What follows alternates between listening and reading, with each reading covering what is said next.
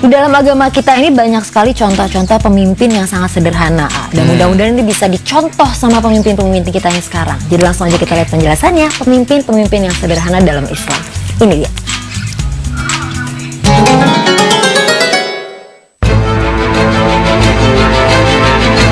Siapa sajakah pemimpin sederhana dalam Islam? Seorang pemimpin biasanya akan menjadi panutan bagi siapa saja yang berada di sekitarnya. Terlebih jika sang pemimpin memiliki karismatik yang dapat memberikan inspirasi. Selain itu, pemimpin juga harus memiliki sifat yang sederhana, ramah, serta bijaksana dalam mengambil keputusan. Pemirsa, seperti pembahasan kita sebelumnya mengenai 8 pemimpin dalam Islam, bahwa seorang pemimpin memiliki peranan yang sangat penting. Dan kini kita akan membahas mengenai pemimpin dengan sifat kesederhanaannya di dalam Islam. Siapa sajakah mereka? Berikut informasinya. Pemimpin sederhana dalam Islam yang pertama adalah Abu Bakar As-Siddiq. Ketika Rasulullah SAW menderita sakit, Abu Bakar radhiyallahu anhu adalah orang yang ditunjuk oleh Rasulullah untuk menggantikan beliau menjadi imam dalam sholat. Hal ini menurut sebagian ulama adalah petunjuk dari Rasulullah agar Abu Bakar diangkat menjadi seorang khalifah atau pemimpin. Dan ketika diangkat menjadi seorang khalifah menggantikan Rasulullah SAW, usai Abu Bakar dibaiat, beliau pun berpidato bahwa, "Hai umat, aku telah diangkat untuk memerintahmu. Sebenarnya aku terpaksa menerimanya.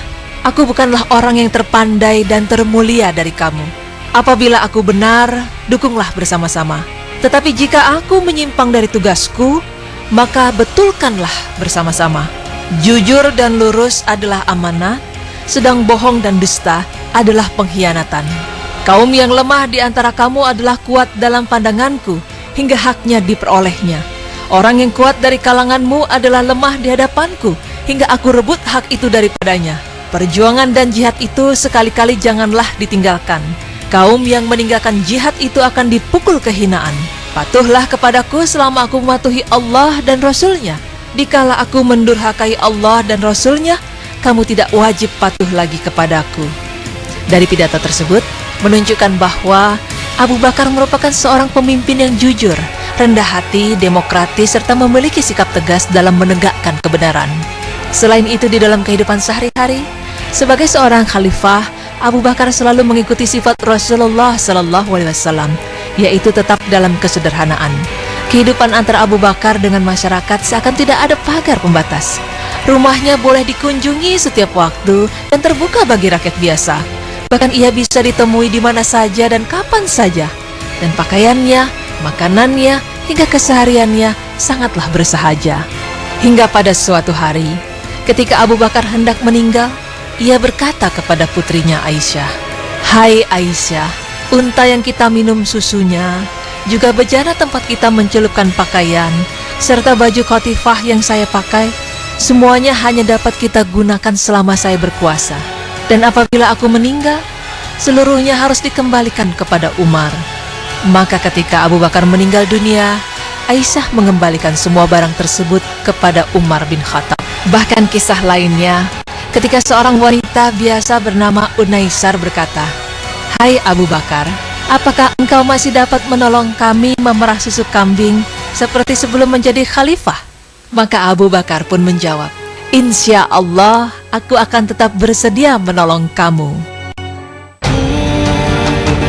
Pemirsa beriman, demikianlah sosok Abu Bakar sebagai kepala negara yang telah berhasil menaklukkan 2 kerajaan besar, Syria dan Persia. Namun di balik tahta yang ia miliki, Abu Bakar masih menyempatkan waktu untuk memerah susu kambing bagi para wanita di lingkungannya.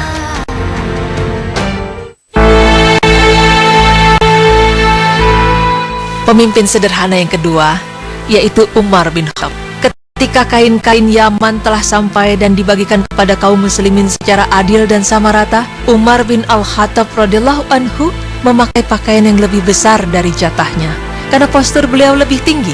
Kemudian kaum muslimin menyentuh kain itu karena semuanya dibagikan secara terang-terangan.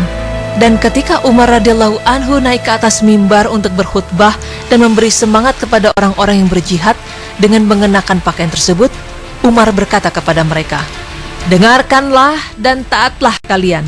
Namun tidak ada yang menjawab perkataan Umar saat itu. Maka Umar kembali berkata, "Dengarkanlah dan taatlah kalian." Namun lagi-lagi tidak ada jawaban atas perkataan Umar, melainkan adanya suara keras yang mengarah kepadanya bahwa tidak perlu didengar dan tidak perlu ditaati.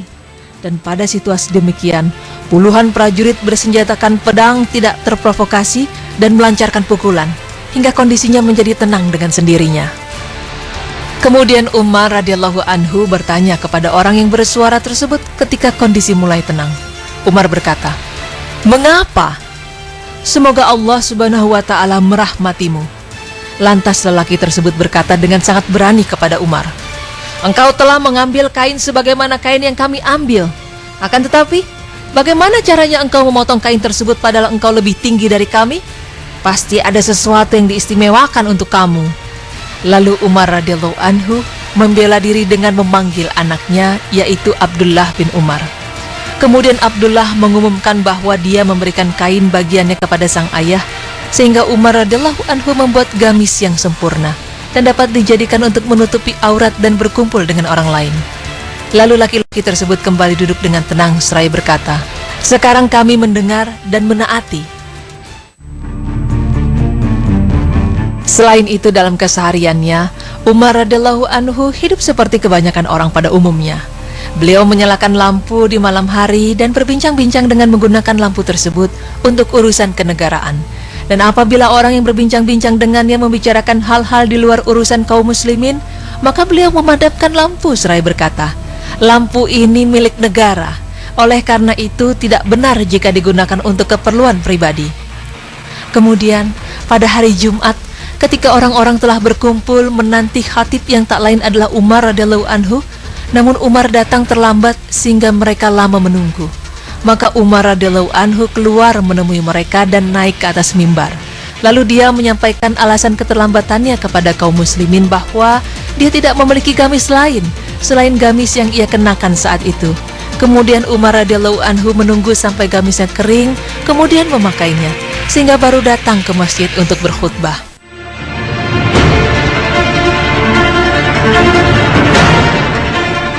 Dan pemirsa, pemimpin sederhana dalam Islam yang ketiga adalah Umar bin Abdul Aziz.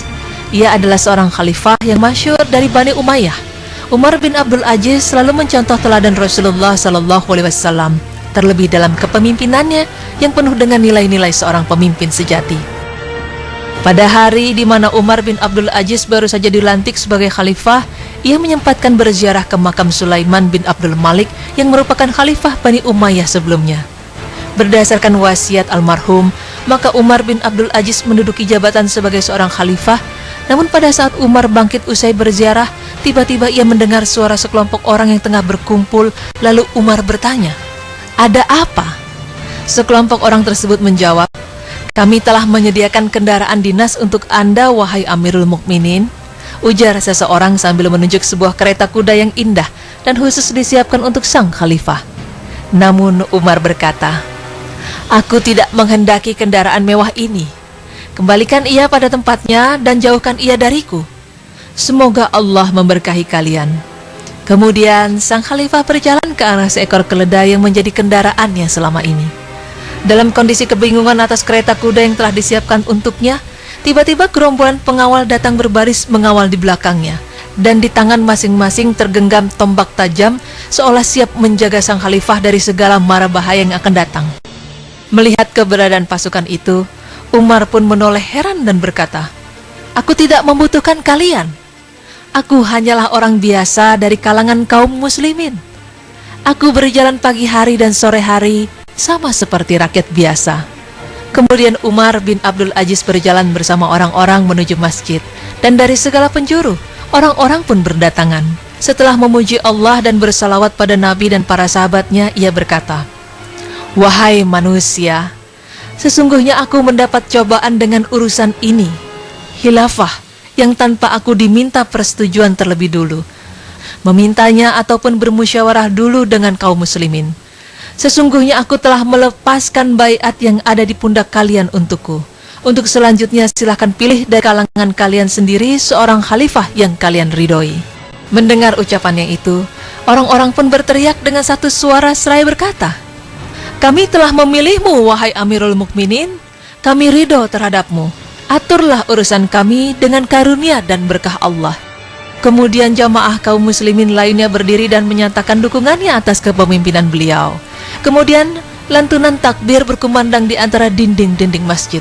Dan pada hari itu, seakan terdapat cahaya kemuliaan yang bersinar terang selama 2 tahun yang penuh dengan kemakmuran yang selama ini dirindukan oleh kaum muslimin.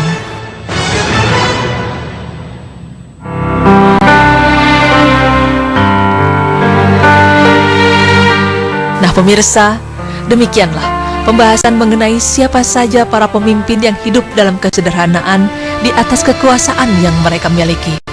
Semoga saja kisah ini bermanfaat dan menjadi inspirasi bagi kita semua. Amin ya rabbal alamin.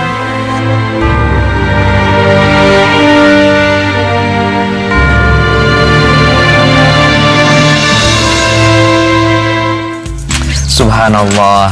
Semoga kita semuanya bisa mencontoh ya. Betul. Apa yang dilakukan oleh para pendahulu kita dan orang-orang yang mulia tadi disebutkan seperti Abu Bakar As-Siddiq, yaitu dia sangat tawadu, jadi seorang pemimpin yang sangat sederhana dan rendah hati. Betul, dan Umar bin Khattab radhiyallahu anhu juga sangat-sangat humble, down to earth banget. Jadi Betul ketika sekali. gamisnya basah, beliau tidak mau membeli gamis yang baru, tapi justru berusaha untuk mengeringkannya terus bisa dipakai kembali. Maka itu dia. akhirnya ya Aisyah istri Rasulullah juga mengizinkan ya, ketika dua orang yang mulia ini berdampingan ya, makamnya dengan makam Rasulullah Sallallahu Alaihi Wasallam. Dan mudah-mudahan beliau-beliau ini bisa menjadi contoh untuk pemimpin kita semua di Indonesia. Jadi bisa lebih sederhana ya, A? Ya, insya Allah. Insya Allah. Dan setelah ini kita akan bahas tentang bagaimana dengan maskara atau make up yang waterproof. Kira-kira bisa nggak ya dipakai untuk wudhu atau segala macamnya? Oke, bagaimana pandangan Islam menyikapi hal ini? Nantikan sesaat lagi, tetap di Berita Islami masa kini. الله أكبر لا